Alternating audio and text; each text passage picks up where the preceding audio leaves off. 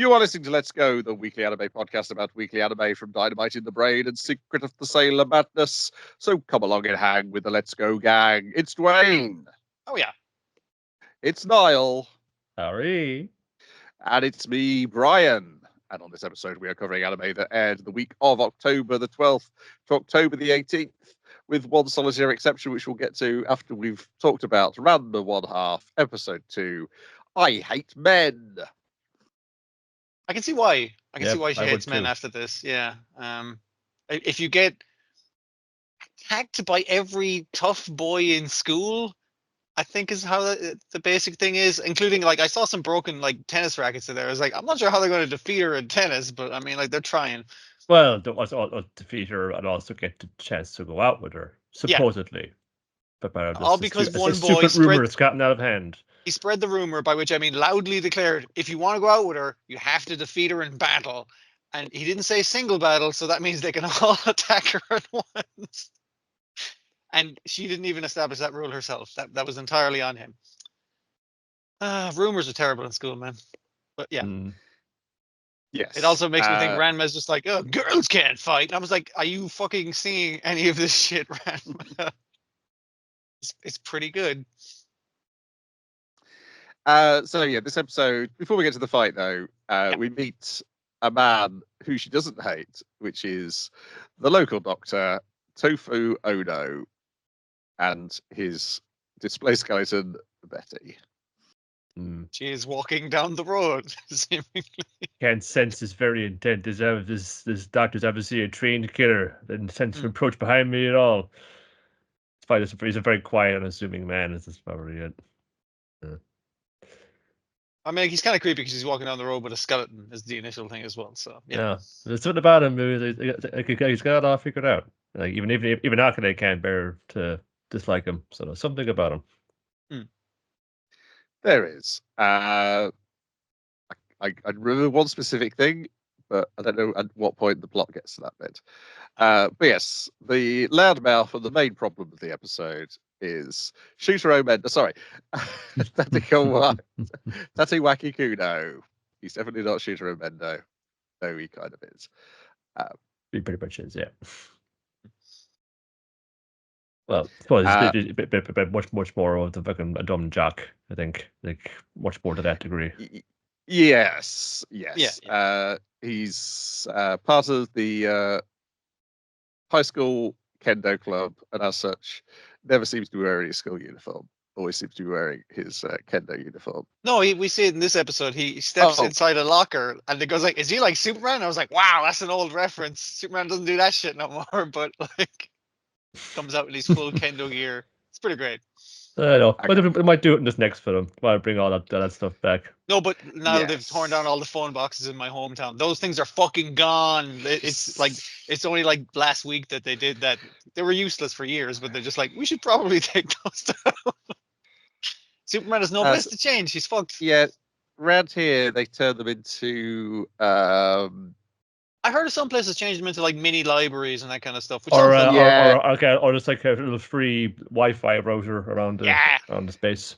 There's free Wi-Fi around the town anyway, so here anyway. So, yeah, they put defibrillators in them. That's a good one as well. Yeah, sure. They control all these things. It's like there's one near the post office by the river, and I was like, you should have put a fucking like life buoy in it or something. Like, why? That would have been a very simple fucking do. But all right, you do you, council. Anyway, the two kids decide as they're going to school, don't fucking tell anyone I'm engaged to you. Don't fucking tell anyone I'm engaged to you. All right, because we're not doing that. Yeah, absolutely, we're not doing that. And I thought you hated men because you seem to think that doctor's the bee's knees. Like, I do hate men, she says, as a swarm of men swarm out of the school to attack her, and she proceeds to beat the shit out of every single one of them in quick succession. It's pretty good. I keep a close eye on that scene, as I'm quite fond of the one of the original, and think this one is all right, but the second one, the first one, the original, has got still being hands on just for like the flow of it. Yeah, like they did some nice bits in this where like she specifically like collar grabs and shoulder throws the judo guy, that kind of thing. Where I was like, is she matching up like the thing that she's defeating them with their own thing? Is like not quite. Sometimes she's just kicking a guy in the face. It's fine. Must destroy their styles. Mm-hmm. And But because your man challenges Ranma to a duel, they're late for school. Well, I mean, they're only a few minutes late, but you know, So they're gonna stand in the hallway with the buckets. which is a great thing if you're threatened by buckets of water, which Ranma is. And they do this all the time in kung fu movies anyway, holding buckets of water in weird ways. So they're well used to this. It's no problem. Yeah, this isn't a punishment for them as opposed to more training. So yeah. Yeah. And I can't. This was the very first thing I watched, and I lost so much of it. I know it ends up with Kudo falling for the red-haired, pig-tailed girl. Is the final punchline is that he's fallen for both Akane and Ranma. His heart is big enough for two. No, he's torn. But even though he likes women who are just based upon their martial ability, and this one, yeah, he likes a woman who can kick his ass. Like it's a very common thing these days. So yeah, that's okay. That was two of them in my town. I never thought it would happen to a fella like me. But yeah, there's lots of good like interstitial stuff, like of the fight kind of beating them. Like we'll jump out the window to fight, and it's like oh no, we're on the third floor. But don't worry, they're over the swimming pool. And Ranma's like oh no, it's over the swimming pool. You know, it's just like the kind of changes. They're quite fun. How does it get out that they're engaged? I think the sister just tells him. Just to slip. Nabiki does. Oh yes, that makes sense. Yes, that's why he's pissed off about it, and he's like, "I'm gonna fucking kick that guy's ass." And then he storms down the corridor and said, "I'm gonna kick your ass, you fucking engaged, fucking Nintendo fun." Said, "Hey, everybody, fun Nintendo and Ranma got engaged." Says, "God, for God's sake!" Now everybody knows. But that bit's gotten out. But Ranma has carefully disguised that he turned into a woman after falling in the swim pool by using your man's prone body as a shield to hide swimming. Well, look at Senpai. He's always so like reliable. You know, he's got a strange aesthetic for swimming. It's kind of creepy actually, but wow, look at him go. Just sort of dead man floating across the pool. Yeah, it's good stuff. Good. And I've lost the script now because I was trying to. I was seeing what you mean about like so much more of like if so much things evocative of the manga that's coming from. They had like those little like I forget what it's called. Was it that tone effect with all the little like dots? You know, where it's getting very stylized in the backgrounds. Yeah. I forget what that's called, but you know that thing I mean. It's throwing me now. I do know what it's called, but yeah. It's using the kind of shading stuff. I do like the transitions of like a chibi version of their head just swiping across the screen to clean it. I was like, that's pretty good. Yeah, it's screen tone. That's the. Thank you, Jesus. Is this screen tone? I like this sometimes, like you know, let's say if someone was like doing like a newspaper comic strip, it has that like the effect around the edges around the coloring of it. That's like a name for I think that just called like there might be a second name for it. I'm not coming to me now, but that screen tone coloring where you're using like CMYK and that kind of shit. Yeah. Bend dots, I think, is the thing you're thinking of. But a bend dots is the dots of different colors. You push them close together, and it forms a different color. That's how they used to do the newspaper stuff. That's quite a lot. That's what I'm getting at there. I think. Yeah. Okay. Well, educational. Then we've got the aforementioned thing that aired last week that I missed because I hadn't realised they put 2 episodes out in the first week. Please stop doing this. Don't have the time. It's Orb on the Movements of the Earth, episode 2, and now I'm going to move the Earth. And episode 3, I believe in heliocentrism. I can see why they put the first 2 out, but like, yeah, it wasn't necessary to watch them both back to back that kind of way.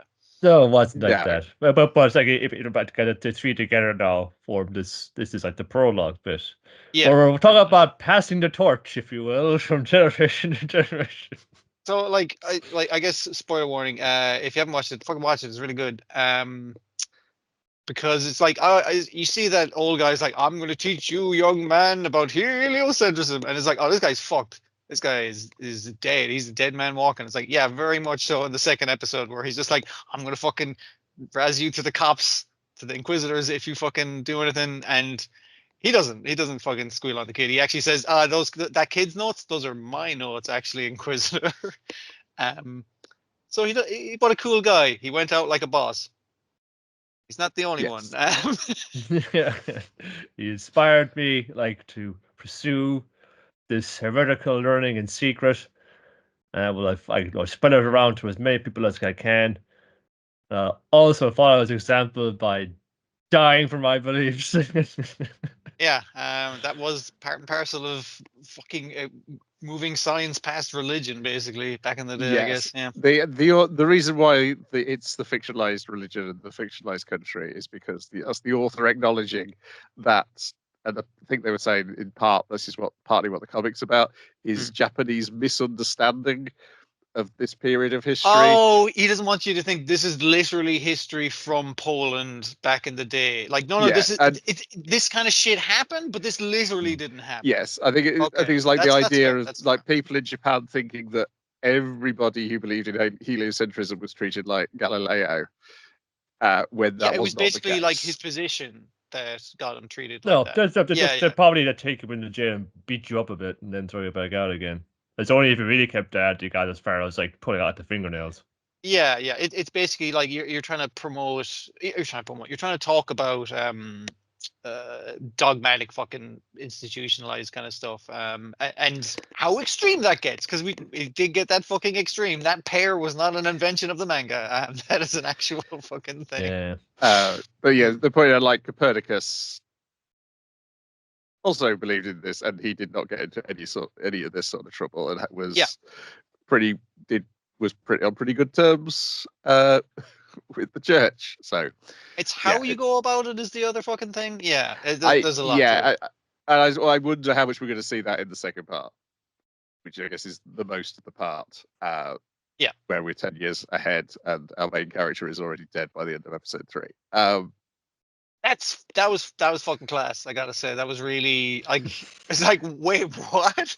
Because you feel like it's gonna be like, oh, they're gonna do like a Dr. Stone thing. He's like, I'm just gonna fucking lie. I'm just gonna lie constantly. I'm just gonna like do this thing and say, oh, I'm studying theology in college. It's like, nah, I'm fucking doing astronomy. I was gonna say astrology. That's a different thing. Yeah, for someone like so much about like I put things with facts and rationale and logic. He's such a fake little bastard. That's everybody he means. And one of the things I found really interesting with him as a character was I can't remember what I was fucking reading it in, but it was talking about the difference between viewing things rationally and viewing things emotionally. And obviously it's talking about rationality as a thing, but obviously his individual idea of rationality, where if you ever see like, oh, that character is being inconsistent, or why do extreme right people fucking think these fucked up things, it's like because they're acting with emotions, not with logic. Like that's kind of the deal of it. And for all his claims of being like, oh, I'm perfectly rational, I'll do this rationally, I can just fucking lie because words can be whatever the fuck I want to be. And he's like, can't though. This means something to me. It has an emotional kind of connection. Well, as well. It's also like you just can't get it off his head. It's just like, but what if he's right though? And then that's just he goes to fucking Death Note style. He's just going, if it went like this, by my calculations, it went like this. And it's just getting really into it. His initial depiction, it was like, okay, can you draw me? It's not geocentrism. It's what's it? Draw me how you think the planet's orbit. And it's all these complicated etch-a-sketch fucking thing he's drawn in the dirt with a stick, and it's just like, yeah, I mean, like it's like this, but we don't understand it yet. It's roughly this kind of thing. It's like, yeah, I'll leave that with you. And he's like, nah, this is bullshit. And he's like, what if it is though? And you see like his sketches slowly start to work out, and then there's just spirals of planets. It's like, look how clean this fucking is. Look how sensible and logical and reasonable this is. And he's like, he's the more you do the math, the more you just obviously fall into. It's like, yeah, that fucking explains a lot, actually. My God. And he learned this initially by slipping in a puddle because the world flipped over, and he's like, that was just my perspective that flipped over. The world didn't flip over. Okay. Yeah, and the other reason is that why I think the other part part of the reason why he stops light is because he's seen his dad, who turns out was also a heretic. Yeah, before it's like, hey, becoming- Dad, how come we got so many books on heliocentrism and that kind of shit? It's like, no fucking reason, son. Hey, Dad, how come you corrected my notes that I tried to burn? Like, you corrected them. You got the math more right than I did. And he's like, I just like math, I guess. I don't know what to tell you, kid. And Yeah, you feel so bad for even him if- because it's like, as Yeah. the Inquisitor is saying to him, is like, hey, isn't that guy we executed there recently one of your students? He's like, I had a lot of students. I mean, like, it fucking happens. I'm a teacher. He's like, So I pray like, for his soul. Thoughts and prayers. your son, Good is he God. doing is he doing a heliocentrism? Because that's like a crime. That's a double crime, and it'll be a triple crime if you don't fucking admit that he was doing it. He's like, so he'll get a slap on the wrist, consider it's the first offense, yeah. And he's like, I gotcha. Yeah. And there's the element that Novak's just this thug the bishop's hired. He's a mercenary who's good at torture. So would you believe a mercenary is better at torture than a priest? So He's- the two he's- priests backing him up are just like, gee, one of them's like, oh yeah, he's a mercenary, but he's really good at it apparently. He The other seems a one's little like, bit into "Fucking it hell." as well. He enjoys just like sniffing out people's secrets and their lies and catching them in it. Was Yeah, that I in the love what you second do. episode where he's doing the fingernails thing? That's the first episode. That was the first episode. You open with that. Yeah, you're just right. so That's a good way to you know establish. what's going on. That's a good way to establish his thing, and also him going like, "This is my favorite thing. This is my pair," and he was using it to take down the child's ball from the tree, and then using it to torture his dad for heliocentrism. It's just like, yeah, a really fucking tough dude. Where he's like, "No, please, I have a son." It's like, "Oh wow, I have a daughter. Wow, it's a small world, huh?" Oh, well, right to the torture. Here we go. Hmm. Yeah, that's he's the second episode where the two monks are going. Doesn't seem quite right. Seems like he's overdoing it. I mean, like, he's an inquisitor. I mean, they're not known for subtlety. And they're like, "Is this really what the bishop wants?" Which I assume it is. I assume this is just him passing the book. It's like, Yeah. If I put this to someone outside the fucking church, then the church takes less fucking flack for it. Like, can't have a priest doing torture. No way. I like the fact that he's a perfectly friendly guy, even during torture. But he walks around constantly with like blood-stained sleeves. It's like, dude, yes. wash your sleeves. Come on. But yes, he is outwitted by Rafal at the end. Like, even though it's a as fun Rafal goes to his outwitting, death, he outwits him. Yes. yeah, because like the trial of him going like, I'm gonna be logical. I'm just gonna lie and say I reject heliocentrism, or sorry, it's a hearing, not a trial. And your man just like, all you gotta do is say you don't fucking do it. And I won't have to torture you tomorrow. So like, just go through it. Like, here's your college application. Just write down theology, and you're good. He's like, I reject that in favor of heliocentrism. And he's like, kid, I didn't want to torture your kid. I've got a kid of my own. I'm a nice guy. And it's like, cool. I've taken a shitload of fucking poppy poison opium shit. And it's like, he initially thinks it's in his drink. He's like, no, it was just in my drink. Don't worry about it. I can't feel pain anymore, and I'm gonna die pretty soon. So tough luck, kid, to the older guy. Yes, because the reason he's going to torture him is he wants to find, where did you hide your notes, kid? We've got to find your notes so We other have to people destroy can't the lay their notes, hands on I it. think. Yeah. Because then we go 10 years later and we find some people discovering his notes. The thing of like that is like, I've left you a secret code in a kind of crappy wooden necklace of where my notes are, and he's like, I'll destroy the notes. Pretty good notes though. I think I'll add to them a little bit. It's like, no. This kind of, and as he points out, like when he outwits him by killing himself, you can't torture me. I've committed suicide. And he's like, but that's against God as well. It's like, tough luck. Tough. Well, no one knows. Yes, and he quotes a load of philosophers at him, which he's Those like, are all "Those Greeks." guys are they're all heathens from thousands of years ago. Yeah, but it sounds really cool when I say it, though. Yeah, and just the idea he's right, it does. And the thing is, you're not trying to beat me, like, and you've lost against me, by the way. But you're trying to beat truth, because everyone keeps stumbling on this outside of me, outside of the guy who I learned it from. Like, they just they do the math and they go, hang on a fucking second. So you're trying to defeat truth, which, like, that's an uphill struggle, man. Best of luck with that. It's very good. Like, it just goes out like a total boss. Yeah. Yes. I the sense of, like, we say, scope it's going, like, again, it's not even just that. It's a historical piece. It's just like, this is scale that like Vinland Saga have, where it has you get Yeah. this. No, this is like going to like go leagues ahead of where it starts off from, and it'll Yeah. it's going to morph around to the point of view a lot. Like we're following individual characters, sure, but we're also like following the idea and ideals that the show is talking about. Not literally from history. This isn't Poland. This is P Kingdom. It's a different place. Is it P Kingdom? I think they called it. Piss It is P Kingdom, Kingdom and correct. C Church. Or C, Yeah. whatever. Yeah. Righty ho. I think that might have been what was causing everything to slow down on my end. Next up is One Piece, episode 1122, the end of season 1 of One Piece. Wow. It'll be a long wait for the next season. That really well. flew by. It's only been one season already. I can't wait to get to see it next time. The last lesson impacted Heritage. It didn't go through my brain today. It was like, are the weirdos on my anime list going to have a debate about whether to have to start another One Piece when it comes back next April? God, yeah. Yeah. Anyway, it takes Kobe even longer to throw a punch than Garp does. He's got to build up to it emotionally, whereas Garp is like, I like punching. I'll punch all the time just for fun. But yeah, if you want to see loads of people's hacking go off and learn how to use various hacking, this is the episode for you. This is a very good episode for Kobe and the Sword guys. I was like, it wasn't until I watched this, I was like, I guess they're not exact one-to-one matches, but the Sword guys are essentially the first 5 Oh members of yeah, the Straw Hats. I get you. Yeah. And Which I guess makes Drake Chopper. You Huh. have a mascot. Oh, no, yeah, he's the Zoan and everything. Like, yeah, fuck. Huh. Yeah. God, that sucks for him.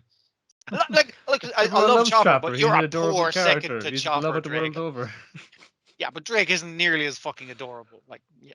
I So, don't know. Like, you feel sorry for him. He gets in over his head. Poor little dude. it's kind of interesting because the Sword guys basically in any other fucking thing would be the main characters because it's just like it's the next generation of cool guys and they're actually more just than the guys who talk about justice all the fucking time and pushing. It's just like no, these are kind of I guess against our will be fighting our heroes at some point by the look of it. Yeah. Yeah, it's so the Helmeppo, Groose, and Kobe are still on the island. Garp tells them to take care of that giant hand that's about to destroy the rest of the Sword crew who came with them, and Toshigi. Not entirely clear if she's part of Sword or not. I think she's separate because she's not of the same generation as them. So, Like yeah. she's like an older. So yeah, I guess not entirely sure if Garp is either, and Bogart, his right hand man. I remember at the time when this was coming out, they go, Bogart's finally going to do something. No, we don't. No. When they have that flashback to the Garp doing the, I guess he's teaching ethics.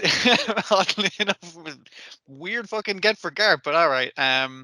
When it's like, okay, there's Kobe, and there's your man with his fucking crazy baseball cap. It's like who's it's that anime thing of who's the main characters in this scene. It's like you can fucking tell.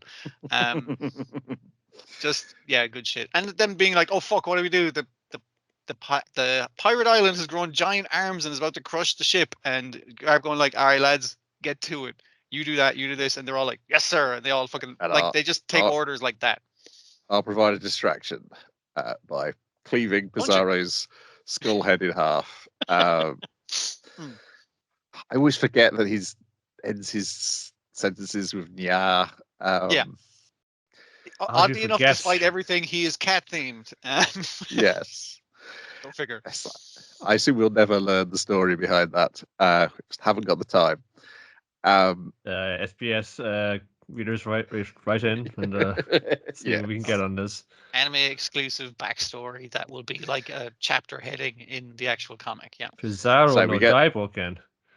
So of course Kuzan has to step in again because this old man won't die. Like even sticking an icicle through the sword wound, Garp is still laughing like a fucking lunatic. It's just like, come on, man, go down. He will not. No. Yeah, it feels like the three guys get color of observation hacky kick in because everything slows down for them and they can see. I mean, Kobe definitely does because he sees the future. Yeah.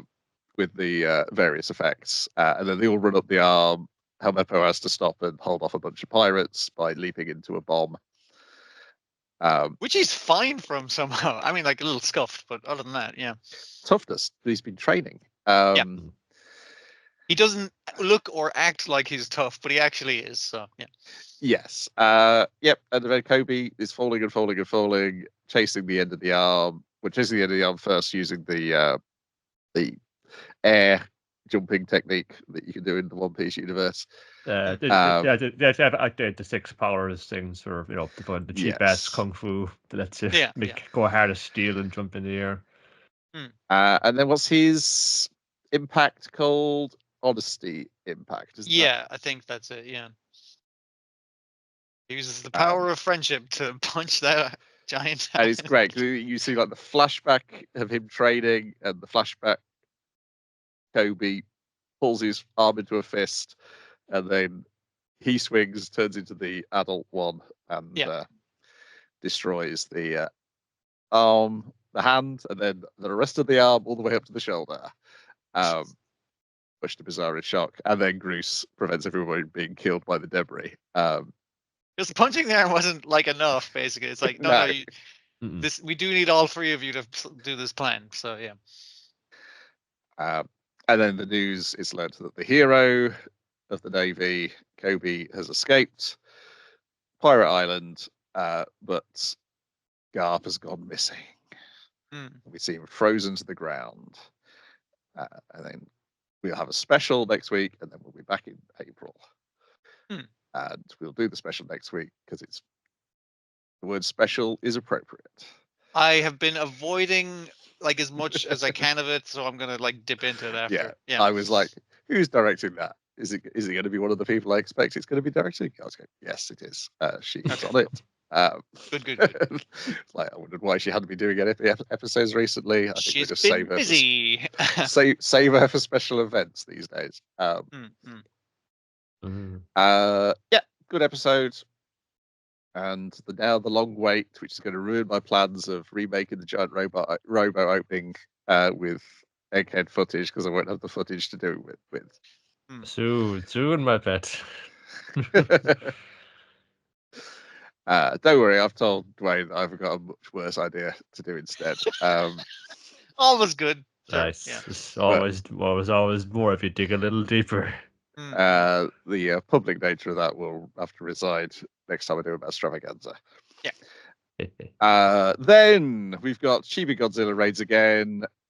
Season 2, episode 28. Chibi Gigan loves nature.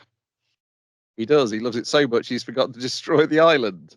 It's just like it's so beautiful. For this character, yeah. He's into fishing, and he's just like, now to use my many weapon applications, such as like thermos and just that's all camping gear. It's like, yeah, pretty much. And even in pulling out the chainsaw, very Gigan move, was kind of like, no, to make some kindling. It's just. Oh no, he's going to put some wood cap, and that's the final. That was it. Yeah. Chibi Manila says something to him, and he's like, "That's the logic of a child." It's absolutely correct, but it's still the logic of a child. The beautiful, perfect logic of a child. I have to respect that. Yeah. I think I've noticed in this episode of him doing as well. He's got his regular Gigan voice, but sometimes he goes into a register like this. He sounds like Pee Wee Herman. It's fucking great. I love it. Every time he goes into that and gets too excited. That's it. Next up, Sengoku Youko, episode 25, to the final battleground. Sorry if you're like it's accelerating because they're really fucking going off that tear, just zipping around on this cloud monster, just kidnapping yokais and putting them in. Yeah. I like the fact we cut to this episode. So we've already got the cloud monster on board. Let's kidnap a bunch more yokai to make an army. It's just like, you're just okay. We're not even going to show that. Great. Okay. Don't have time. You just get. Hey, a bunch of monkeys. Perfect. This will join my yokai army. As soon as I had the monkeys, I was like, oh yeah, here we fucking go. You bad mess with the wrong monkeys.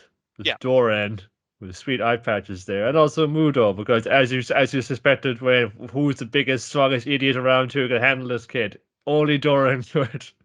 So if Mugen comes back with some fucking boxing moves, man, it's just like, yep, I'm fucking happy out with Yeah, this probably. Like, there's a long train for that too. Like, it's like you basically met Sigmund Freud, the samurai. It's like sometimes a sword is just a sword, my young disciple. shit. I like it. Oh, Yeah, okay.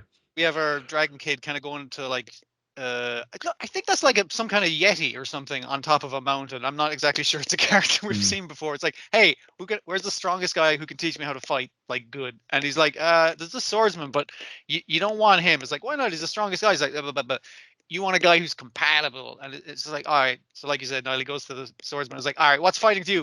Fighting is fighting. What's a sword? A sword is a sword. It's like, okay, this isn't really working for me. And finds Mugen is like, what's fighting? It's like, fighting is the art of manliness. And so he's like, oh shit, this is the fucking guy for me. Yes, all of this fucking Yes, vibes it exactly right is. with me.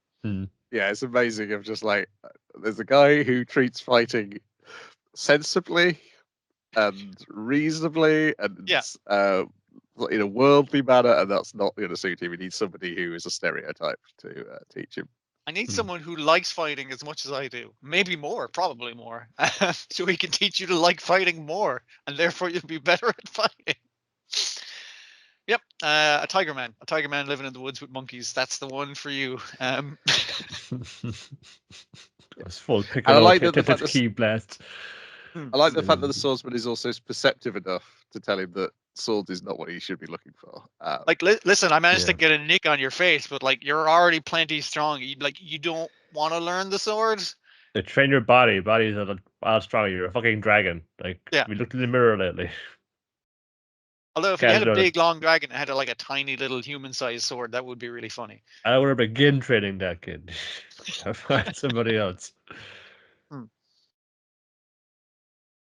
And this is this is them after having gotten attacked and by the Void people. the nowhere men is what I was going to say. Yeah, the void people.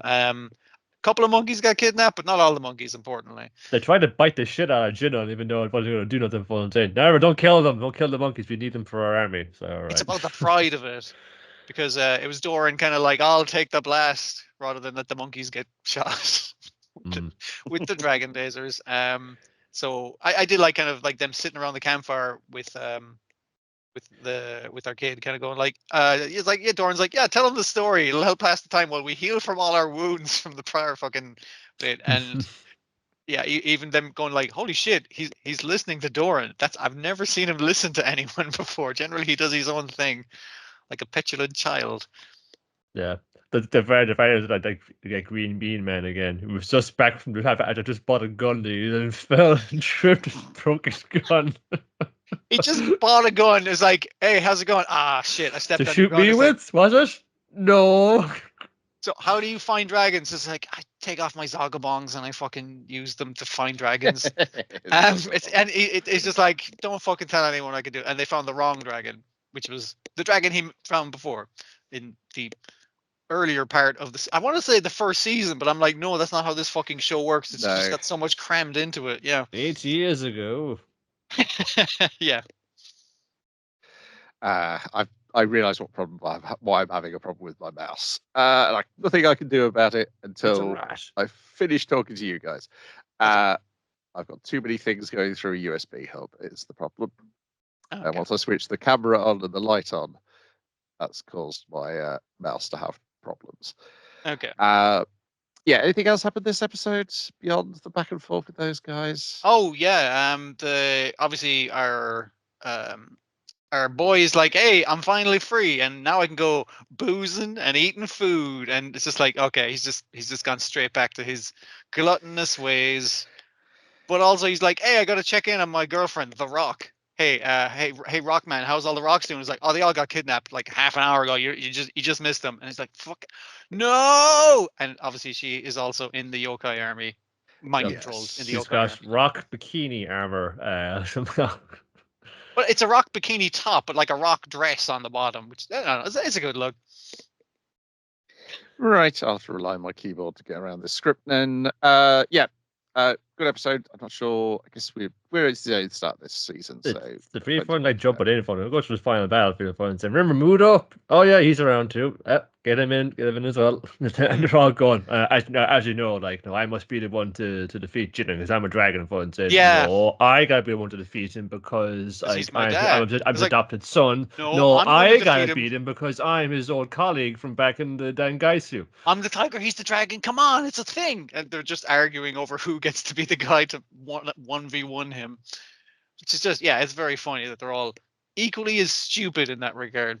They're all stupid in various ways, but in that way they match each other. Then it's Dan to Dan, episode 3. It's a granny versus granny clash. Dear. And When Robert's TV psychic has finished up her Simmons in the daytime studio. Let's hit to the rift home.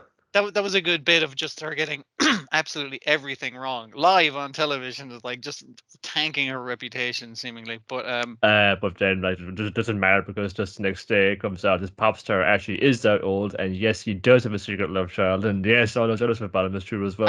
The other thing she's just given out to the news about while watching it is kind of like, now they need to reveal that he likes ramen more than curry. This is bullshit. Everything I said is true, or the other way around, whichever it was.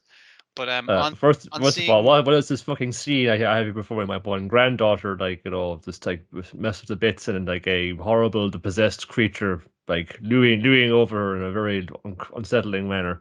I actually thought you just brought back a rough boy again, and it's just like, all right, so you're a possessed boy. That's even fucking worse. I'm going to explain to you how barriers work for the purposes of kicking your ass. And now I've trapped you in a barrier. I'm going to beat you with a baseball bat. That'll do one, yeah. I'd totally forgotten about the pencil attachment hidden in the head of that baseball bat. Handy for drawing like little sigils and whatever on the ground, like, you know. But it was mostly for those like just busted up patterns. If you make a pencil big enough, it's essentially like a big stick for beating people. So it works quite well. On seeing the reveal of the granny, I was watching it with Shan, and he hasn't read the comics, and he was like, "That's her granny? Damn!" I was just like, "Yep, pretty much." There's a few shots in the episode where they shoot her from a distance, and she moves more like an elderly woman in those shots. It's framed really nice. Like, yeah. Because he was saying, it's like, well, wasn't she older like at the flashback thing? It's like, no, she had her hair down, her face was out of fucking frame, and she's wearing the full like priest get up, so you're not really getting a feel for that she's ridiculously good looking and youthful in appearance. I mean, she's just really like holding it in when everybody's around. But he's just relaxing watching the telly, and then Momo comes in. Yeah. Did you that boy, like, did you ask me, did I kill him? You asked me, is he dead? Did I have to destroy him? I did what needed to be done. That boy, he was kind, he was good, he could have done fun. We'll go look out in the shed. You'll see, well, then you'll know. It's like, I mean, like, not before she managed to squeeze an apology by again going like, I guess I'm just a fake psychic and ghosts aren't real. Don't mind what Granny says. She's a fucking idiot. And all scene, I was like, sorry, Granny. It's like, yeah, he's in the shed. He's fine. Don't worry about it. And her just opening the door to him just eating like fucking a rice ball. He's like, hey, how's it going? Everything cool? And then the long protracted conversation with the granny where eventually when he opens the door again, he's like, I heard that entire conversation. Like, it's a paper door. I can hear everything through it. He was in the scene, but like not saying anything basically. Yeah. Just funny shit. Yeah. And so the crux is training them so they can go and fight Turbo Granny and get his dick back. The problem is that Turbo Granny has merged with the other yokai, which was in the tunnel. So they've got to drag her out of the tunnel so that she's not as powerful. The problem is the territory is over the entire city. Yes. You got to race her outside the city. You do have to beat her because beating her is the way to defeat her with her pride. Yeah. And also we learned that the granny has no idea what these psychic powers are. Also, aliens aren't real. Aliens aren't real. Ghosts are real. I think you'll find. Because Because even her going like, oh yeah, I can sense, I can see the aura, and I can squish it down with my psychic hands. And check it out, I can see the aura of rocks and plants. See, I can pick up these rocks. And Granny's like, that's a pretty crappy power. She's just like not impressed. Used to be better, but now we figured out how we can let Okarun use the toilet without having to watch him do it. Except we don't. We have to watch him do it pretty much. Yeah, you do. I mean, it's like I was kind of thinking, like, I thought he had to pee, and he doesn't have a dick. So, like, how is that? It's like, don't question it's still it. Don't think backed about up it. in there. It's going to come out some orifice. You don't want to see what happens down the rider. Yes. Neither Yeah. do they. There's an extra layer of embarrassment on top of it, is what I'm thinking. Yeah. But yeah. So while watching him on the shitter, like, it's the idea that the granny freezes time to go like, I can expand my curse and kill your granny and kill this guy. I can kill anyone I fucking want. So you gotta meet me by the tunnel on Saturday, and I'm gonna kick your ass, kind of thing. An ultimatum from Turbo Granny. Yeah. And so they get decked up, ready to go, and catch the train. Because going off on the bicycle is kind of romantic and powerful, but on the train in full like Shinto gear, your man seems to be dressed like a hopping vampire. That kind of thing is just like, do we really have to go like this? It's like, no, I'm going to dress in my Fuck own no. gear. Putting on my best, like, for a gal, fashion is her armor. So this is equally as protective of my soul as anything like that, because I believe in it more. Mm-hmm. And this was the point that when I was in the movie, I was like, that's it. You're not getting to the just the next chapter where you could have finished It this definitely, off like, it nicely. leaves you on the fucking Yeah. hook for sure. But like, yeah, it is an unsatisfying end to a movie length thing. Yeah, it's an odd Yeah, one. because it's gonna like the next bit of it would kind of be the end of that this first little arc of it, and then Yeah. like that would have been a pretty good movie for and saying, wow, it's cool. I wonder where this story goes next. Not just the start of the story, even like end what's happening. Yeah. But I suppose that's just they never promised a tiny feature. They said first three episodes are where they wind up being.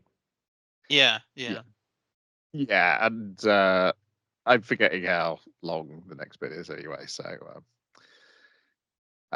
it would have been. Yeah. Maybe I it don't know would whether have it's fit going to in. be just next week's episode or whether it's going to sneak in a bit further beyond that. I Looks think like they 4 could, chapters for the fight. I think they could get that off in Yeah, I one think so. episode. Because the chapter count is thrown off by the fact like the very first 3 chapters are super long, like ridiculously long chapters. Yeah. That's true. Then we've got Kinokoinu. They pronounce it 2 different ways depending on which character's saying it. So I'm going to stick to the original way I was pronouncing it because it's easier on my mouth. Mushroom Pup, episode 3. Where are you going? Oh, Kinokoinu. Well, part of this is Kinokoinu wants to learn how to write and is doing it on all the wrong things, and so gets told off and compared unfavorably to the dead dog. So It's like, Kinokoinu my runs dead away dog from would have home. never done this. Yeah. Yes, it did. It shat in the carpet. You know it did. You're just not remembering all the times it did. Yeah, exactly.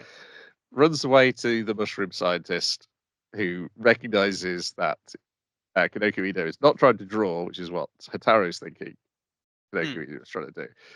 That Kinokoinu is actually trying to learn how to write, and they meet back up, but he won't leave the scientist.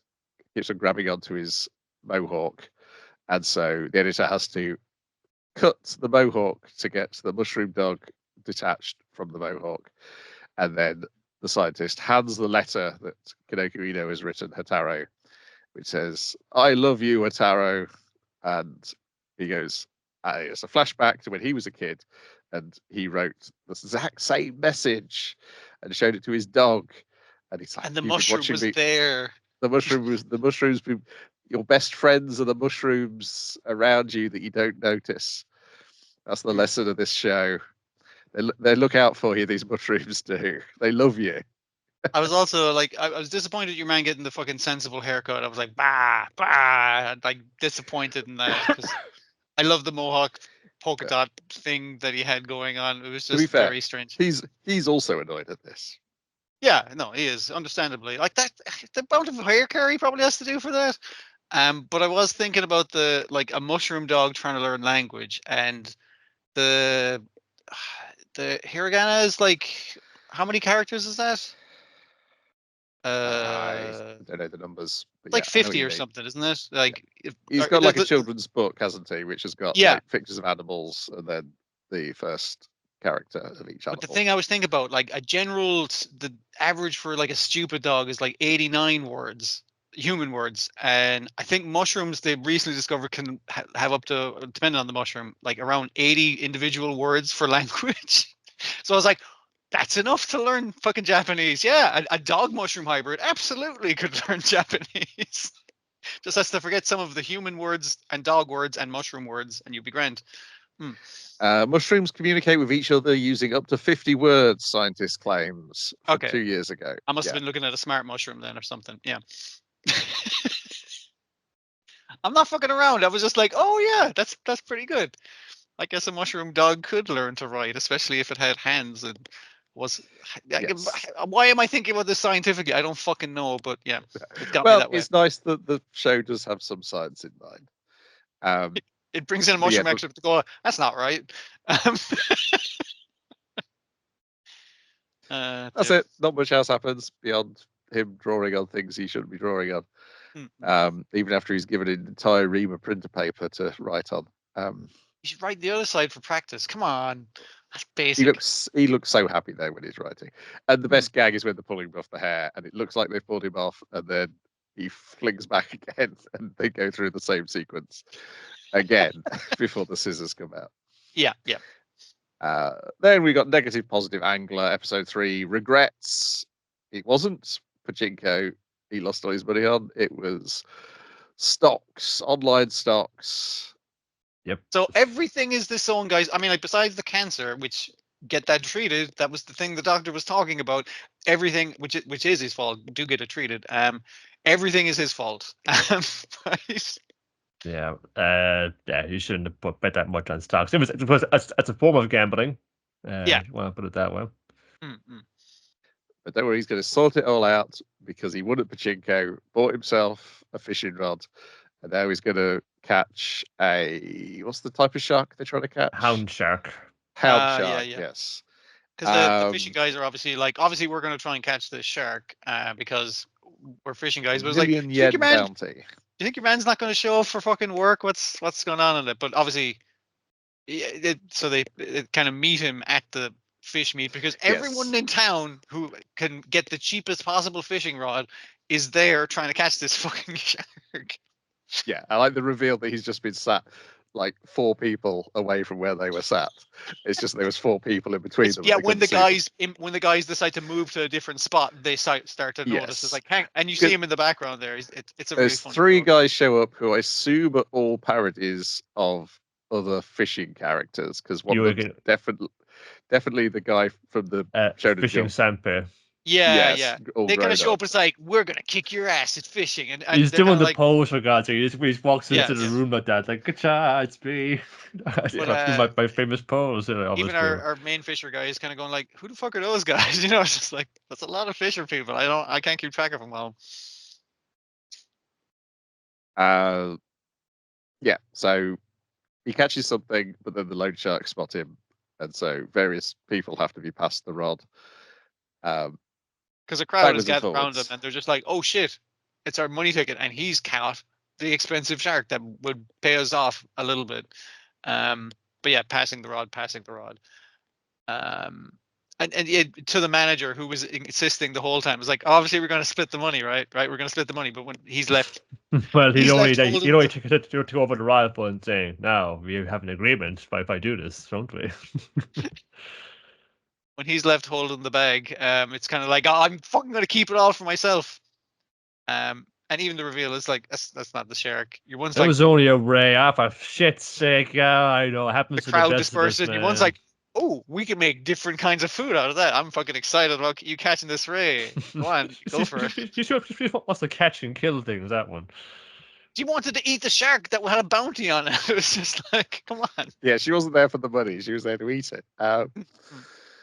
Yeah. So Sasaki is being chased. Ayukawa runs after. That's in the runoff.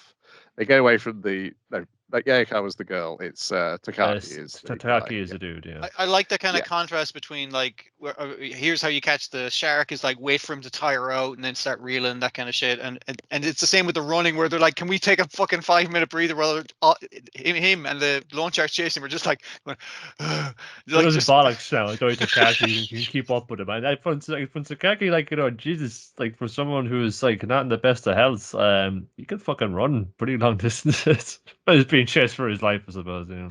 yeah. Yeah. As your And man Takaki points out, gets it's his like, up with dude, him. you're fairly fucking fit, like. Yeah, it's like, Mm. yeah, we just restart your life. I'll help take care of your debts. You'll owe me the money, but I'll take care of your debts, and we'll get your life restarted. I'm not going to charge you interest or nothing. You can stay at mine. It's fine. As I keep thinking, like, dude, he likes you, because like that's a lot to do for some fucking random weirdo. Well, no, I think like is there's something like this has happened Yeah. before in his life, That and seems to be the he's suggestion really with the going quick to the flashback. extra length to invert it. Like, you know, he might have Wishing heard his saved can't his talk life, on before. perhaps it could save yours. Yeah, that kind of thing. Yeah, because he avoids some question about himself earlier in the episode Yes. as Mhm. well. He seems relaxed and aloof because that's the person he's built from what he was. Yeah, that seems to be the implication. But I like this. They spend enough time with all. So that when we see the loan sharks at first, they're doing the fishing. We spend enough time with them. It's not like we just see them and then the chase is on. We get to spend some time with them and their personalities and how Your man they're just going approaching is like, trying to I catch once this caught a fish. crab. It's like, hey, I caught a crab. You know, it's just like. Oh, No. hey, boss. And even your man talking later is like, yeah, I paid off the loan sharks. It's like they're actually quite reasonable. Honestly, like they didn't want to beat you up or break your legs or anything. They just want their money back. That's Yeah. all they fucking want. And when they first notice Sasaki, he's excited that he's caught another fish.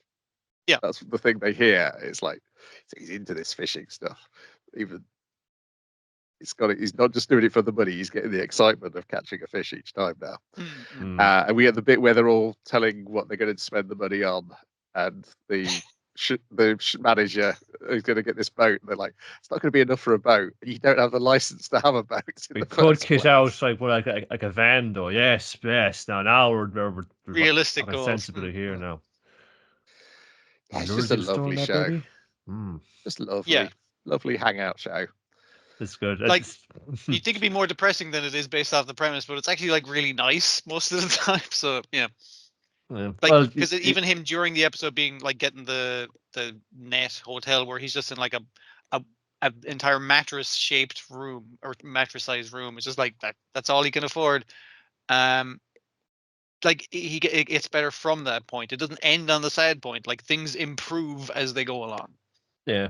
Well, it's a bit like you gotta fucking like get over yourself, and you can't just like, you know, all this stuff. Like if I wasn't around, that things would be fun and better fun. Saying, dude, like we're fucking.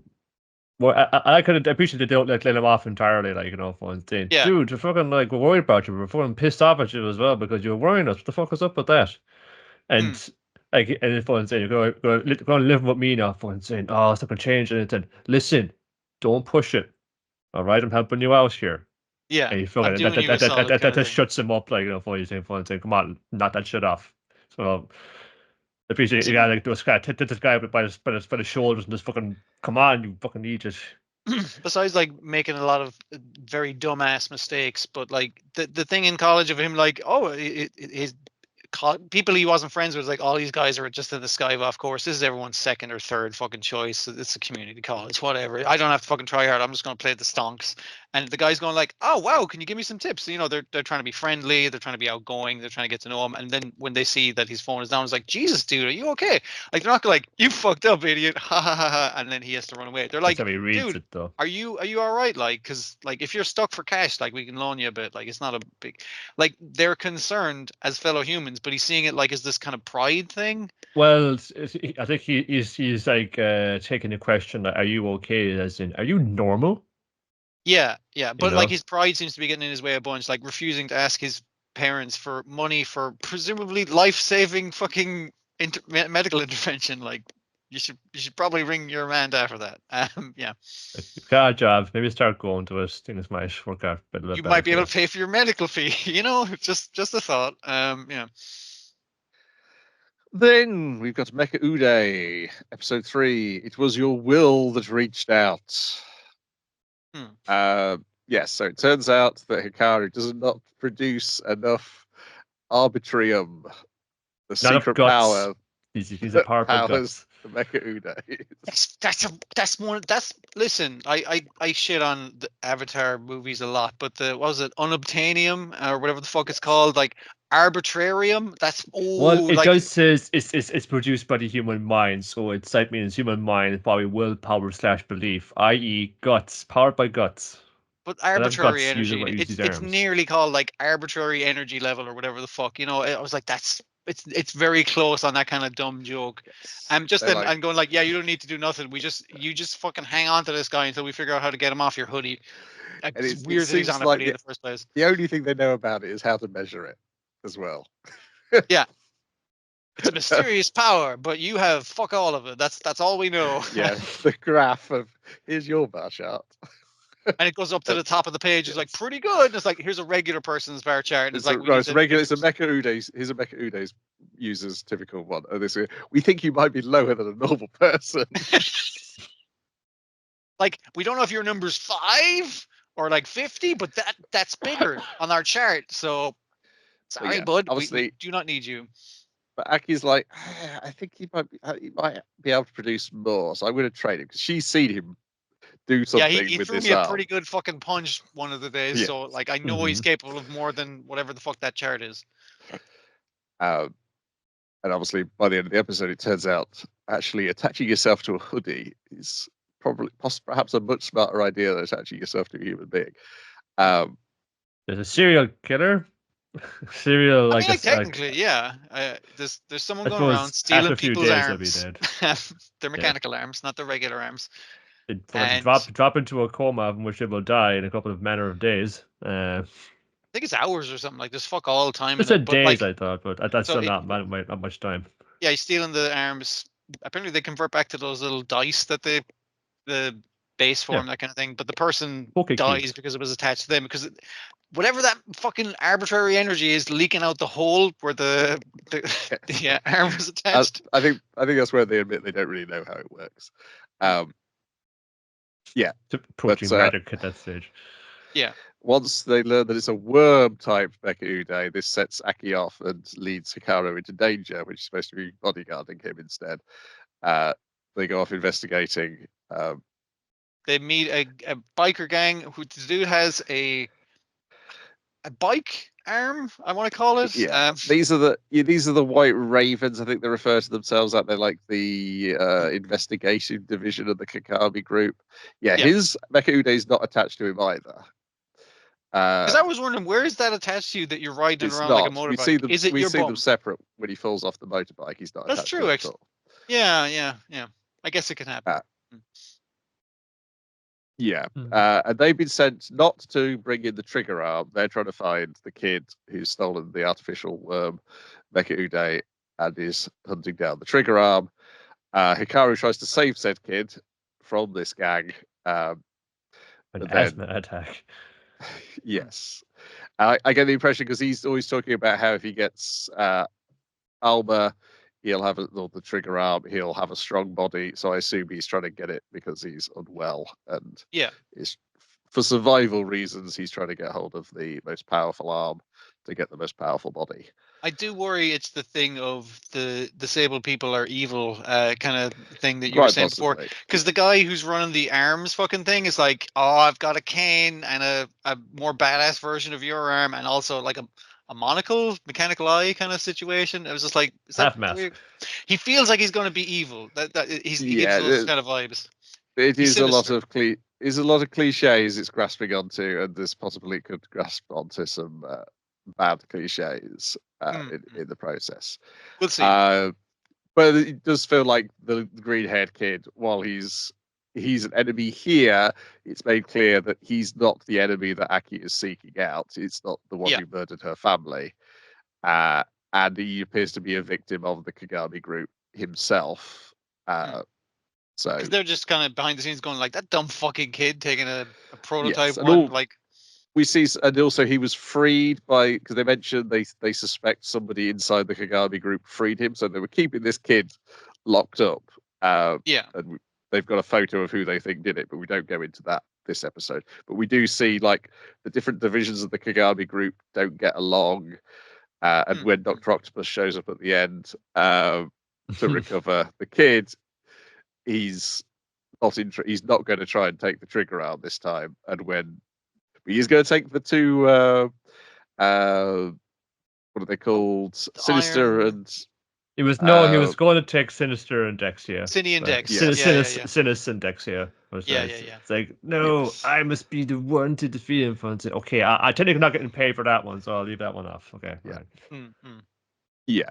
So you get like a bit more of an idea, like little bit glimpses of what's going on in the Kagami group here. I assume eventually we might get an episode where it's just focused on the Kagami group. It feels like it has that very good, like the Tokusatsu bad guy corporation organization that they're all infighting fucking constantly, which is always good.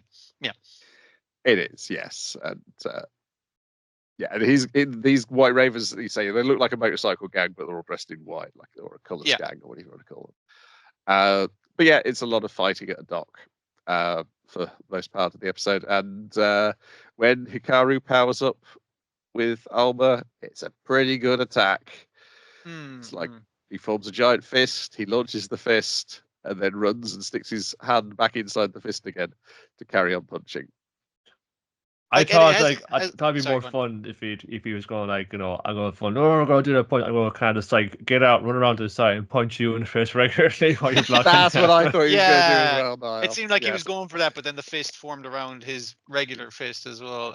But it had the right amount of transformation where it's getting bigger, it's forming jets, it forms concentric circles like fucking Big O or some shit. It was just like, this is doing the right amount of like, let's build up to a big punch. So I was like, yeah, that's what you want. It's elegant to kind of set up as Aki has for like, no, it's just it's just kind of one big arm, but what an arm, man! It's really good. It's really good arm. But that worm Mecha-Ude had ripped the hoodie, so they're going to end up with the ends with them stitching it up on the school roof. Which you can feel the pain of being stitched the hood back onto the hoodie kind of thing. Odd situation, but the entire thing is fucking odd. And obviously their regular schoolgirl has again misread the situation, thinking they're getting up to hot and heavy stuff on the roof of the school. They are not. No, but it is fun how she thinks she's in a rom-com anime. Yeah, I'm really enjoying this. It flies by. It's a breeze to watch. And it packs it with enough like cool stuff that you're just like, yeah, design wise, this is really good. Like they could have saved that motorbike fucking arm for like an entire thing, and it was just like, no, this is just an incidental guy we're going to fucking pass out on the way to the important guys. And having your man be like a combination of what's his name from Guilty Gear, Raven, and with one Dr. Octopus from the Sam Raimi movies arm. I could not see it as that as well, man. That's absolutely the way I could see it. That dude you mean? Wasn't he like a Blaze Blue character? Maybe it's Blaze Blue. There was a guy with green kind of green hair. He had the little fedora. He was like, some guy against that I remember him being a shitty boss. That's all I can fucking remember. I think it was Blaze Blue, so I can understand why I might get confused. Yeah. Yeah, and also we saw like clearly like some of the Mecha-Udes are just bad because that motorcycle guy is not. He's That's not his shackled. Friend. Like he's talking to it. He's like, "Yeah, get him, boys!" Says the arm, and then all the boys go get him. Like they're joint leaders of the bike gang. And even where there's like where they're all fighting, and he's like, he revs up his arm to be a motorbike, and he's like, "All right, boys, you take care of that. I'm gonna go chase him." And they're like, all like, "What the fuck?" He's not. They're not good bosses of a motorbike gang either. But it's nice. It doesn't need to like enshackle their one. He gets if it talks to me, that gets it on with it. It's like a Team Rocket never forced to be caught a Pokemon ever, except for the ones they're trying to get. But the ones they actually carry around, they actually always persuaded to. Hey, Hey, well, weird snake, you want to come with me? Yeah, sure. It feels like some of these bad guys could easily flip and be on our ally side, and if you let their arms talk, they might also be fun characters to play off. So yeah, we'll see. Then we got Trillion Game, episode 4, A Bad Guy. Like, wait a minute, have I shacked up with like a dude who's bad news? Now that I think about it, yes, definitely I have. But he keeps giving you So- all the fried rice you can eat. That was a pretty good fried rice. I was like, I'm not gonna eat that much. Well, I am. Yum yum yum. Lots of fried rice to keep me up through the night. Yeah, the first half is the remainder of the initial entry into the security contest. Hmm. Um, And even contributes by going like, okay, it's a famous song. Is it Mario? No, Star Wars. And then explaining his logic is like, it has to be a thing a geek would know. And they're like, fuck, that's an easy 200. Yeah, okay. Well, he said as well, what would also a general population Yeah. probably know everywhere and be able to get it. So it's not just about computer knowledge; it's also about your general knowledge about other knowledge things and understanding also people comes in. is what he's doing. Yeah, yeah. No matter me, I'll try and navigate on my way out of the Microsoft 905 like screensaver. It's like woo. Okay, here we go. Since never end. I give up. I got my bunch of fried rice again. But again, like the kind of the logic thing of it's just like, all right, so this is a question that's worth 777 points, and the reason I said to save it for last because we could see how many people have solved it based off of the odd fucking number it is. So that'll tell you that it is a trick question. So since you only get one shot to type in the answer, so and even figuring it out, it's kind of like pretty sure the answer is this. Is like, give it a second, like think about it. How is it worded? How is it worded? And what's it like the first it's word the treasure can be The found. treasure lies at the beginning. beginning. lies at the beginning. Yeah, so it's the name you've registered with, which is going to take a long time to type. So do fucking get that right. Well, it's not that you have to go and hack the. You had to hack The the actual entry code, form. the field, because the field allowed you to put as many characters as it is. It's just like, oh, that's easy to hack. So that must be where the actual thing is, and then Yeah, the actual exploitable part of it. and then it's like jackpot 777 is the actual thing. Mm. And when you know it, they're in, and then we get Kirihime delivering loads of flowers to them and ringing them up, and the pair of them are maliciously flirting with each other. It's like, oh, I do want you boys. Well, I've declared my love for you. And it's just like, all right, you two, keep it in your pants. Come on. We got you. Sex championship. But I do like the relationship because it's like she Yeah. wants them to work in her company because she knows they're good, and Yeah. she's annoyed that the people in episode 1 didn't cotton on to the fact that Gaku's as good as he is. Yeah. But they want her money and not to do that, and they want her to work for them. And that's just such a great relationship. And so she's gonna game the system. So the first round in the actual contest is going to be up against her best programmers. What are they going to do? Well, make a big scene dressed up like a priest. Yep. Listen, Look. we can't do this on skill, so we have to pray to God. And as he slinging around like his glitter version of a regular priest, saying, "Yeah, Yep. I gotta be like, somebody's gotta be, let's say, to heel in this partnership, and take all the flack and do all the dirty work. It may as well be me because I don't give a shit. I'll do whatever it takes. As far as I can determine by the end of the episode, so far his plan is I'm going to annoy all of these other fucking programmers so they can't do their jobs properly. They're not used to that bullshit like you. Yeah, because Gaku says something like, he's like, when he's really going flashback, he's like, oh yeah, he is a bad man. Is like, I didn't realize that he'd already set in motion the events which were going to cause us to win this competition. Yeah, I mean, like you met him kind of, you met him like person to person by him beating up a bunch of dudes in a car park, and then you having to fucking like hack a system to do him a favor back. It's just like, so he did a crime, and then you felt compelled to do a crime for him back. It's just like he's not a good guy. I hate to break it to you, man. He is awfully charismatic. Yeah. And a buddy. He's a friend. He's a pal. He knows that as well. He does not remember your name because he only remembers the name of women that he's met, not men. That's why he's using the nickname this entire time. He does not refute that. Yeah, it's so much fun. His face when he's in the maze and slowly realizing that he's not as good as this as he thinks he is. Slowly dropping. Yeah. And the fact that you're watching the screen and it's like, no, you just go turning at random. You're not even doing good, ordinary getting around a maze technique of picking a wall and sticking to it. Yeah, it's. I mean, this is the worst looking episode. Lots of people in the background don't have faces, but I did still enjoy it a great deal. And if we've got nothing else to add, it's on to the noble farmer and the dangers of farm machinery and standing over it. I'm going to wipe my nose again, otherwise I'm going to be itching, scratching at it. Yeah. Well, it's not even just like standing over, you know. This is another one that was also reinforced by lots of videos from. Do not go near the PTO shaft. It will just like crush your bones into powder if you get caught up in it. Yeah. It's turned all the power of a tractor into this one fucking spinny thing that will fuck you up. It's basic farm fucking shit, like don't walk around the back of a horse. Like that kind of shit. It's just like, that's where they kill you. That's the part, that's the deadly bit. Don't get in its path. You take a wide circle around it. And her saving all her money and then her mum telling her to spend it on getting a heavy vehicles license. That'll be real helpful around the farm. It's like, you got to go with what the boss of the farm says. Like, and just the thing Not of your her first working... time, huh? No, Mr. Driving Teacher. Thank you. Yeah, just like, so you have driven this tractor around the farm. It's like, yes, I grew up on a farm. Is basically they all fucking know. Everyone knows it. No one does anything about it. Yeah. Yeah, you know, like it all. They'll make a face at you, but that's gonna be it.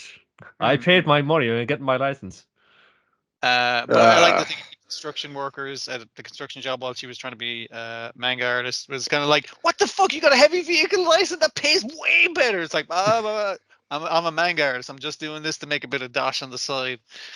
Just getting ragged for that is really funny. It is, yeah. Yeah, that's pretty much it. Oh, Tyler, somebody get his trousers ripped off. His entire overalls and his underpants. That's lucky. Like But the shot of him as if he died and then composing a poem about how he's naked from the waist down. I was just like, yeah, that's pretty funny. That did get a chuckle out of me. PTO shaft. Shivers. Yeah, thankfully my rural life did not go as far as having to watch those videos. Though my rural life did go as far as having people describe those videos to me, but not actually having to watch them myself. Okay. There was some good ones worth watching. What's like the safety videos? What's that German one of the dude in a factory where it's incredibly violent? I know it was Data's factory I've ever seen in my life. It's like unsafe hands or something factory. like that. I can't think of the name of it. Yeah. It doesn't matter, but yeah, some of those are fun. Most of them are horrifying and scarring to the children, but that's the point. So yeah, some great effects though with the gore. Sometimes it was sometimes quite impressive what they got able to manage on because the company video budget.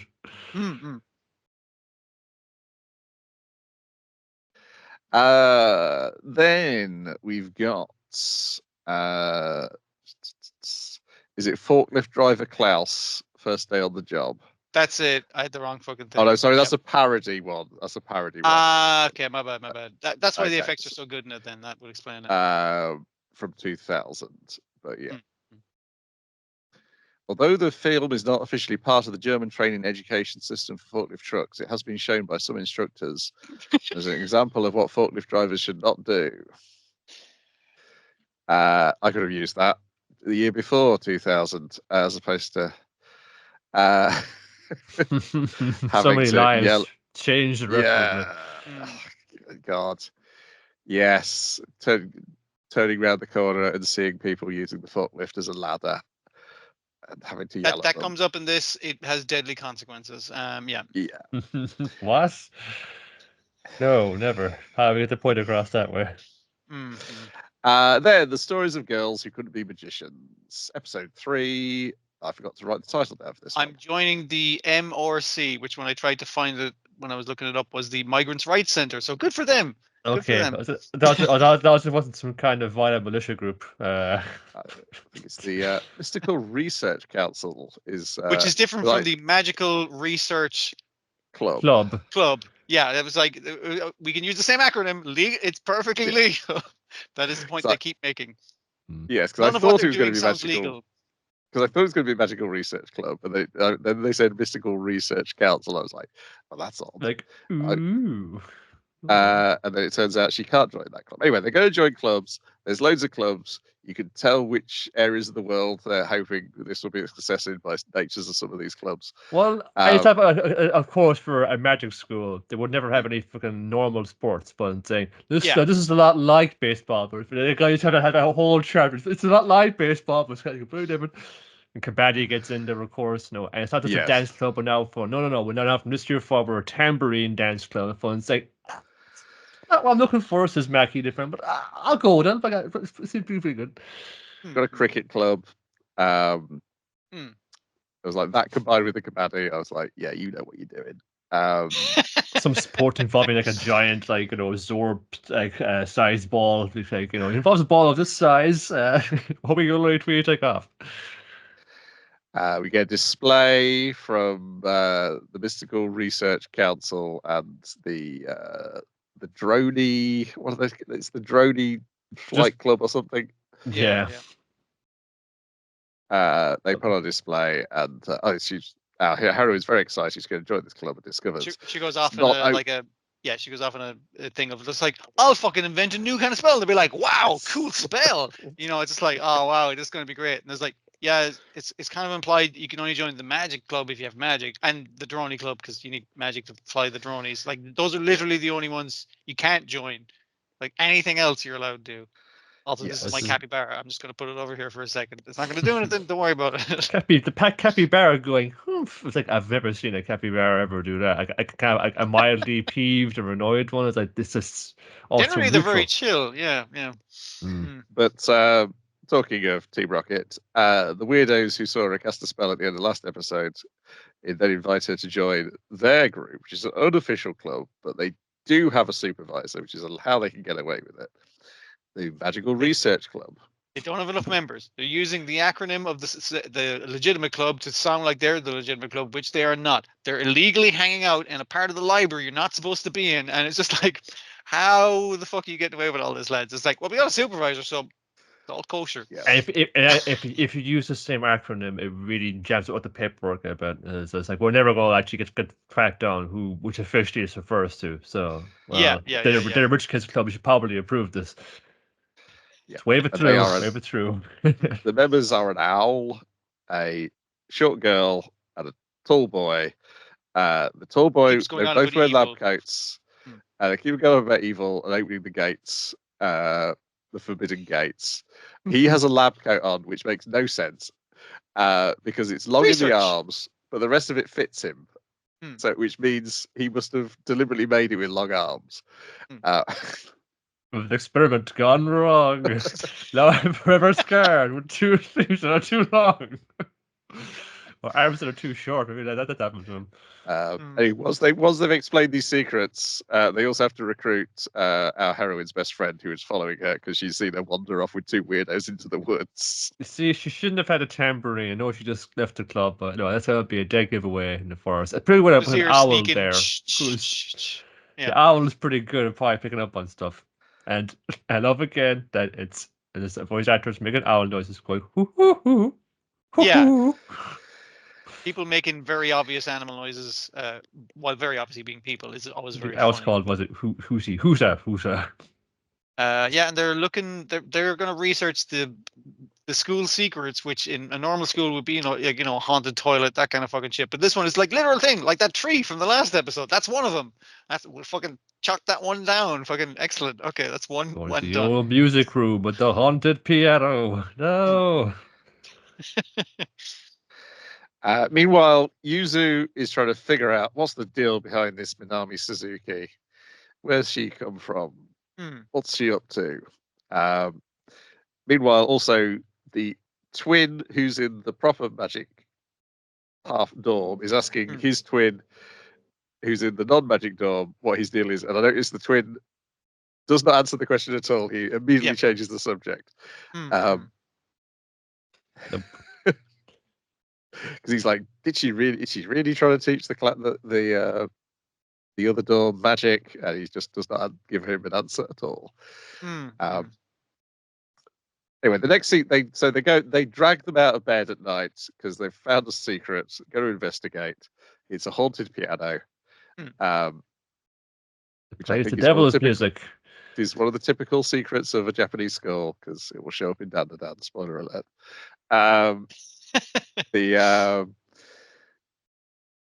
And yes, it's too powerful, and it seems to have something to do with that boy who turns into a dog. Because the dog is seen exiting the scene after Minami has had to come and rescue these children.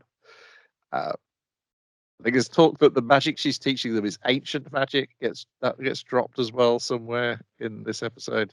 Yeah, well, she's like drawn it by hand with a wand, whereas they have an app for that. So Yes. Yes, more modern for them. it does make like the whole like the senior students are going to put on a whole show for a show of all us two clubs. It seems a little like computer load dragon, Yeah. dragon. It's just like Computer, yeah, like, right. load waterfall hologram, and so everyone's like, "Wow!" And it's like, did you like do anything? Is that like costing you anything to do that? You just like waterfall app dragon, and them just going like, "Whoa, I'm flying!" It's like, yeah, but it doesn't have a fan on the bottom. It's not like a magical broom or anything. Like you're not doing anything.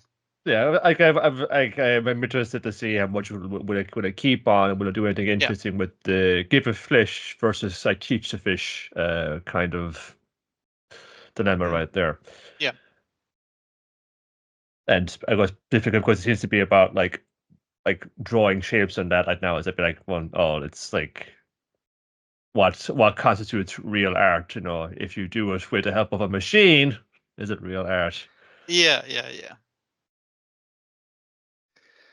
I think that's everything of note in this episode. I enjoyed it. These two weirdos, I think, are just called Club President and Club Vice President. I don't think we actually get real names for them. Yeah, there's a few kind of different cowboys kind of circling around all of the events of the last two. So that's a kind of we kind of brought them in right now. Already kind of unknown quantity now is the dog boy who's reports to the cat and what's your agenda and all this. But it's well like there's also like within that someone else is like I'm not going to sit around with this to happen. I'm going to go investigate this teacher of ours. I'm not sure she's got a real license. Talking to cats, we forgot to mention that the cat from episode 2 of Negative Positive Angler is now part of the main cast because they brought it to the shop with them. They're talking about it in the back of the shop of just them going like, "Yeah, I've taken in this cat. What's his name? I don't fucking know. Stray cat." It's like it followed him. It followed him, didn't it? Because I was like, that's because you all smell of fish. Of course, it's gonna follow you around. But it's the other thing of hey, that guy who didn't show up for work, he's also kind of like a stray cat. Now that I think about it, it's like, yeah, very much so. Except, despite this cat not liking him, this cat seems to have a better temperament. Mostly because you put a can of tuna down in front of it, but still, it has come to work, unlike him, so it's doing better. I'm pleased he's back. I like that character side. Yeah, enjoyed this stories of girls who could be magicians, but not as much as I enjoyed Dragon Ball Daima episode 2, Glorio. Such a beautiful show. So pretty.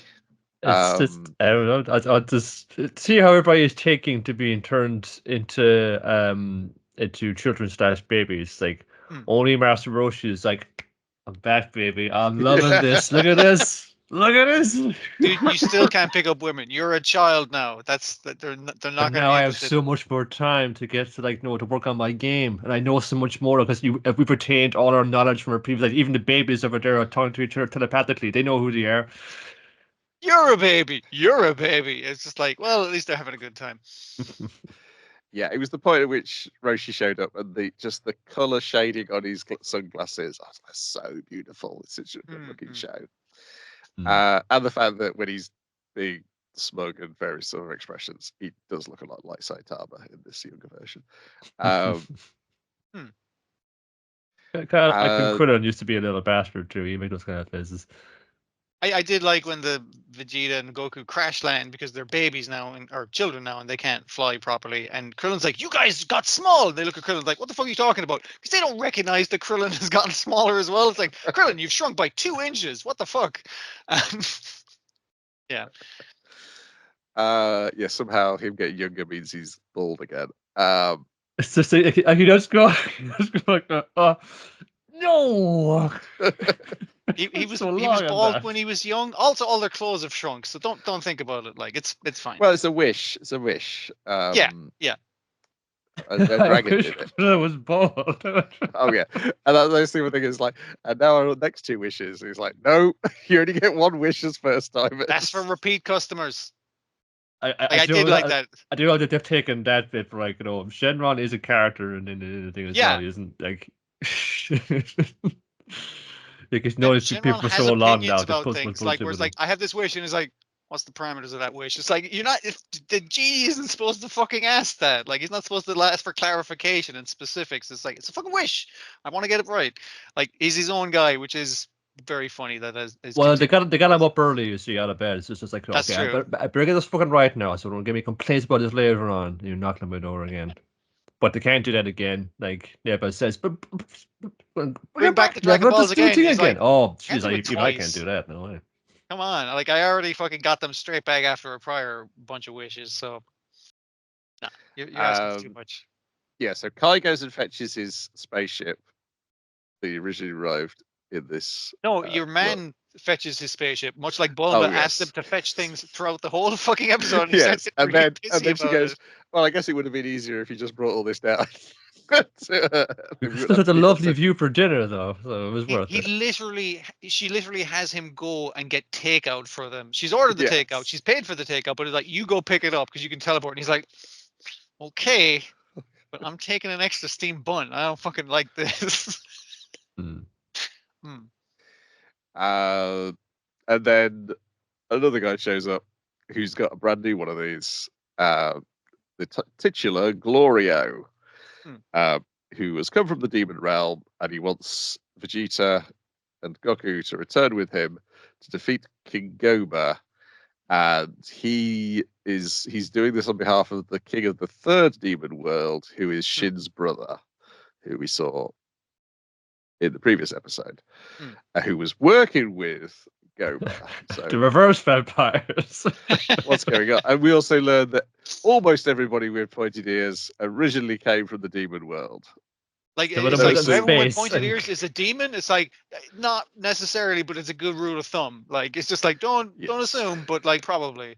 But it does zoom in on his ears and go, "You're from the demon realm." It's just like, all right, okay. I saw somebody say like, "Oh, Toriyama seemed very enthusiastic about this project." I was like, now I've seen these 2 episodes. It's like every time he returns himself to Dragon Ball, he was always retconning. I was like, not surprising this. He was enthusiastic because this is some big old retcons going on in just the 2nd episode. Yeah. And even they kind of turned to Piccolo. I was like, so like all Nameks are from hell? And it's like, yeah, I know the Namek they're talking about. Like he's a famous one, but like I've never been there. So like I grew up outside of hell twice. So like maybe it 3 is a lot. times. It's like if you didn't know it came from like the brain and the man himself, it does feel like someone was honed in on. Like, well, Dabura was my favorite character in that arc of Dragon Ball. And what happened to him? They thought he went down like a punk. What happened there? It's just like they wanted to no. This is how I think the show should have gone. He was actually a badass. He just got from behind by Boo. A cheap shot. Just fucking punk ass hit. I mean, that guy was Toriyama because he literally had that guy show up in Sandland. So yeah, I got to use that character design again. I wasted it. In between all this, Goku, because he's trying to get used to his new body size, he can't tell where to hit his punches because his arms are shorter. Okay, get that staff off to see Karen. Karen has not been youthed, still an old cat. He's a very like I was thinking. It was everyone who fought Majin Buu. Yes, I thought it was all his friends as well as the thing they specify. Yes, because we see not their friend, is he?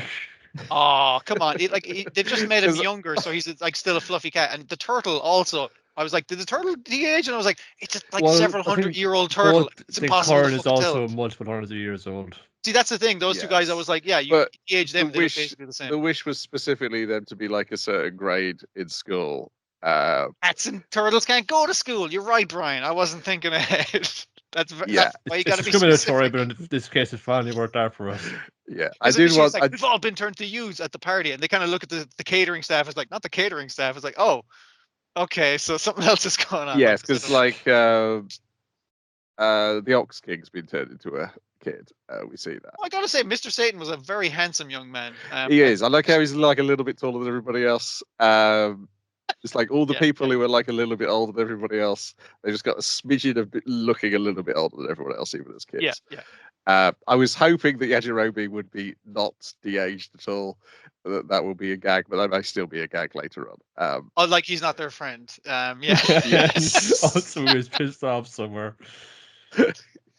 Well, he's such a coward that he was nowhere to be not considered a threat. But yeah, so he goes to get the staff. It's not there. He remembers that he gave it to Roshi to look after, and we cut back to the island where he's using it as his washing line.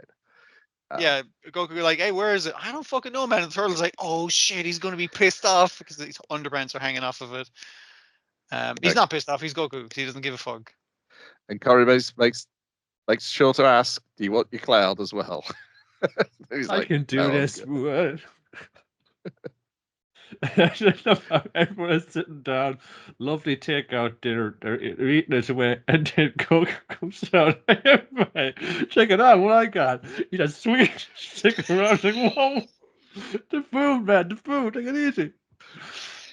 Yeah, right to Vegeta's face. Then Glorio shows up, and so Bulma looks at his ship. So, oh great, I'll be able to fix the other one up. Only take 2 people back. So Goku and Shin are going to go with Glorio, and the rest of them will have to catch up later. Vegeta's like, I'm coming too. It's like, no, it's a 3-seater. It's like, but we're really small. Like, I'll squeeze between them. It'll be. And it's like, no, that's the rules. And the Supreme Kai called it. He called the second chair. So yeah, sorry, bud. It's a lot of fun. It just looks so lovely. Just sort of like the details of like the turtle's head turn when he's looking at the washing line. I find it a little slow paced overall, but it is very lovely. Yeah, it is. I wonder if that's just easing itself in. Once we're in action, because clearly the plot, obviously, as we said last week, the plot spells itself out in the songs, in the theme. It's like, we're going to hell, we're going to kick some ass. Come on, everybody, it'll be a great time. Like, we can't use the Earth Dragon Balls to make ourselves the proper age again, so therefore the logic is we've got to get those demon Dragon Balls, which we know, as repeatedly said by characters, it's dangerous to do. So that's our new quest. Or you could wait a year, but like they're not going to do that. Well, no, they can't, because you've what's his face? The he kidnapped Dende. He's kidnapped Dende. That's the other part of the episode. Yes. Also, Dende was like a baby, so that's the other reason why it wouldn't work. Because he was a kid, and they de-age kids to babies. That was the rules of how it worked. He might imprint upon him. We've got to get him back.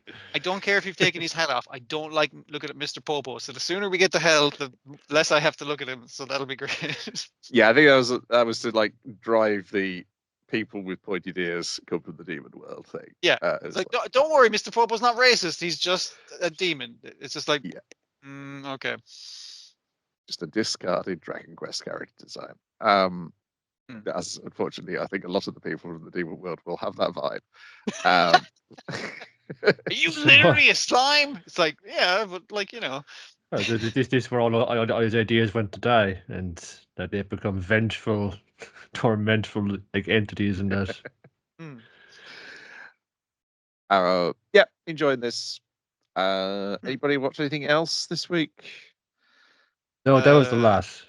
Yeah, I haven't caught up on some things I want to watch. Like, I think I'm going to continue watching for my own sake. Just 365 Days to Wedding, because I was enjoying it. So yeah. I mean, if I could find the time, I'd watch it. I'm one of these things. There's might a lot not make this it season. next week. Like, yeah. One of these things might not make it next week. Possibly the Mushroom Pup. He might get. It didn't have as good a joke this week. Yeah. No, and I've watched something else which is just jam packed with jokes. So. Yeah. There's the first 2 episodes of The Man Reincarnated as a Cat have been fan subbed.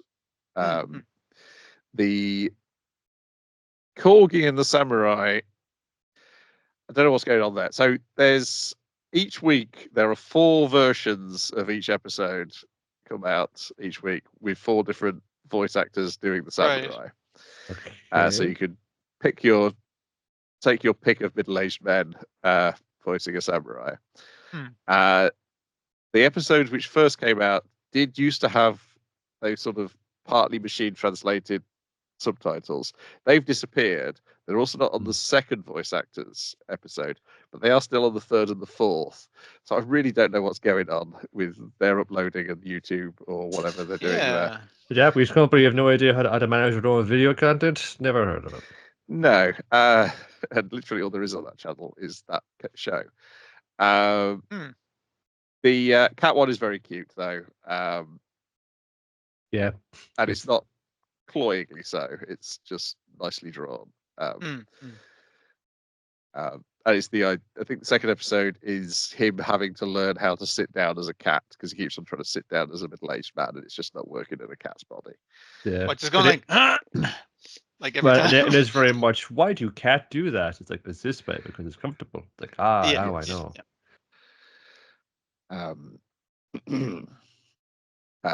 So I may mention the third episode next week. I've watched it without subtitles, and guess what? I could understand what was going on anyway. So. Being framed for armed robbery. I mean, yeah, it's like 90 seconds long, and Context clues are there. Yeah. Yeah, the context clues. There's not a whole lot of plot going on, so it's like, what is the cat doing? What is the man doing? How is the picture of the man who is the cat reacting to what the man is doing to the cat? It's a big sack with a yen symbol on it. There must be some kind of bag of money. Yeah, it's that sort of Black story. ball with a lit fuse. Oh, that's kind of a bob. Okay, I get it. Yeah, so One Piece fan letter to talk about next week, and then we can put One Piece on the back boiler. Though I do see that Gridman Universe is going up shortly on Crunchyroll. They really took their sweet ass time with that. People were complaining. I think no people complained that it might have got it after hours and did so. Oh, yeah, I should probably do something. I wonder if the Thunderbolt Fantasy fans are doing the same at this point, with their lack of their fourth season. I know it's been a while, but that thing was like, it was a decent seller, decent hit on their channel, so I don't know why you wouldn't do it again. I don't know. I would assume contracts have expired and new management are less interested in renewing, much in the way that new management seems less interested in shorts. Yeah, I guess that was that's been since the last time some of these things were around. There's been quite a number of changes. Yeah. Hi, Dad, come on, get on this. We'll just leave it there. My voice held up better than I was expecting, so I'll speak to you next week, dear listener. Bye for now. Yes, he will. Bye. See ya.